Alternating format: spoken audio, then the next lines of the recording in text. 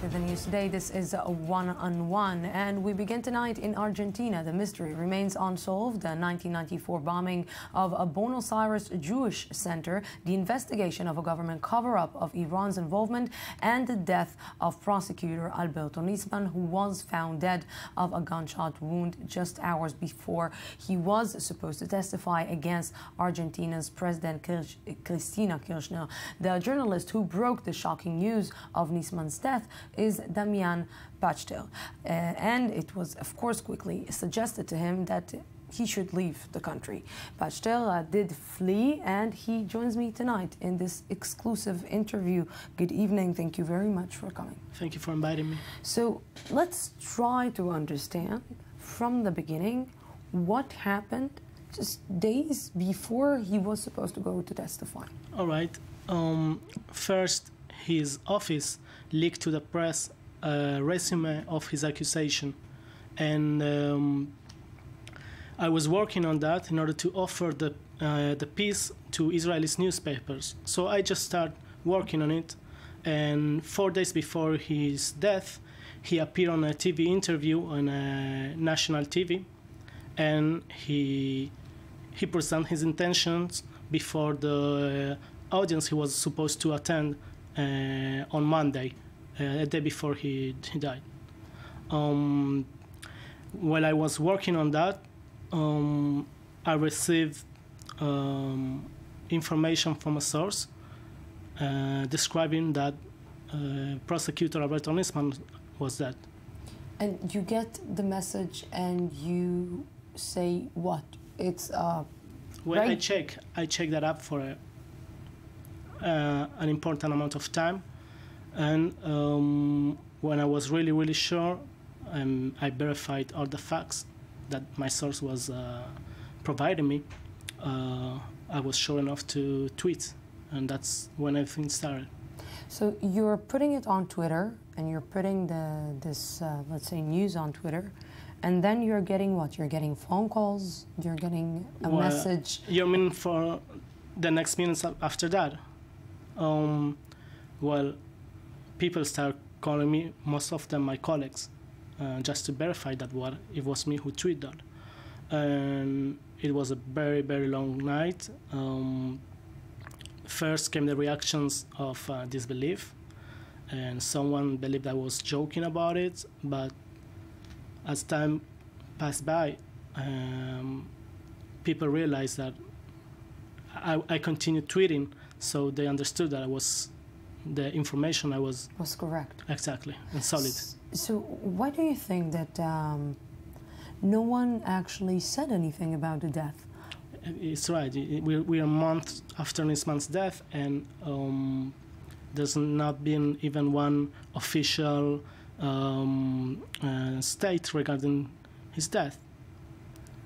I'm trying to understand because, you know, we heard a lot of people suggesting a lot of twists to this story. Exactly. And I'm trying to understand why the president will say that is supposed to be accused, basically, of covering up about... She is accused. Yeah. It's supposed to, like, she is accused by Nisman. Yeah. To say that the next day that she is sure that Nisman is not like, it wasn't, he didn't got suicide, he just was killed. So I'm trying to understand why would a president that is being accused in something will say that the prosecutor that is supposed to accuse her in something was shot, dead, was killed or murdered, and not suicide. Well, you're asking why the switch of opinions? Yeah, because it's like contradicting. Nobody understands that pretty well, actually, because, as you said, the first version of it was a supposed suicide hypothesis, and the day after that, they changed it. So why? Well, first we need to remember that it's weird that a head of state is just releasing through Facebook a statement like that. Theories when justice has not done its job yet. Am I making myself clear? Yes, of course. You know, the story is so complicated. It is. And you find yourself coming to Israel and fleeing to Israel Yeah. because you're getting threats to what? To stop investigating into the story? Well, I don't have still the main reason why they were after me, but first I met an intel officer who was pursuing me, and after that, when I was fleeing, the official Twitter account of the government house, La Casa Rosada, which is like the White House, they publish through their official Twitter account the details of my flight. The official, like... Exactly, yes.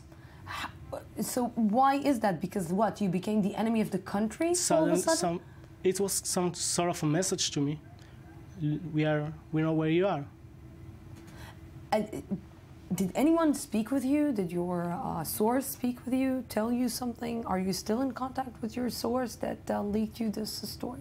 I don't want to reveal much information regarding my sources. I prefer not. But, you know, I'm trying to understand, because sure. it's kind of the stories that you read about it only in books or you see it in movies. Because you cannot believe that in 2015, a state can actually go after a journalist for doing his job, and that you are sitting right now next to me, and that your life is in danger because somebody in the government is looking to get you, or looking to even kill you, or looking to shut you up. And this is something that, for me, is very worrying. And how do you are here, okay, you are in Israel. How do you just, you're not afraid? Do you trust anyone? I do trust. I trust my friends here, of course. And I trust my friends in Argentina as well. A few of them, they saved my life. But trusting other people is, well, you know, we're journalists. It's part of the job not to trust 100% on everyone. But I'm not afraid here. That's one of the reasons that I decided to arrive. Yeah, it was a country where I was raised here, and I've been in military service and high school before that, and all my friends are here. So, and I feel like I'm actually safe here. The story is still being investigated in Argentina, because there are 3 more prosecutors who are working in on the story. Where is it going? You mean the Nisman's investigation? Yes. Well, yeah, they're still investigating that. Yeah. And about the accusations of Nisman? Yeah, exactly. Yeah. They're still investigating it. Yeah. Anything new that they're getting, or did they get any messages to stop working on the story, or what exactly? I didn't hear anything regarding that, but the future of that investigation is a good question. I just hope justice will do its job and find what happened to the prosecutor, not for the Argentine people only, but to his family too. Is there any chance that somebody will testify against Kirchner? If someone what? Will testify against Kirchner? Well, we'll have to wait and see. From your point of view, and from a person who is really deep in this story, what do you think happened to Nisman? Well, I don't believe in the suicide hypothesis. I just don't want to make more speculations than the one that are currently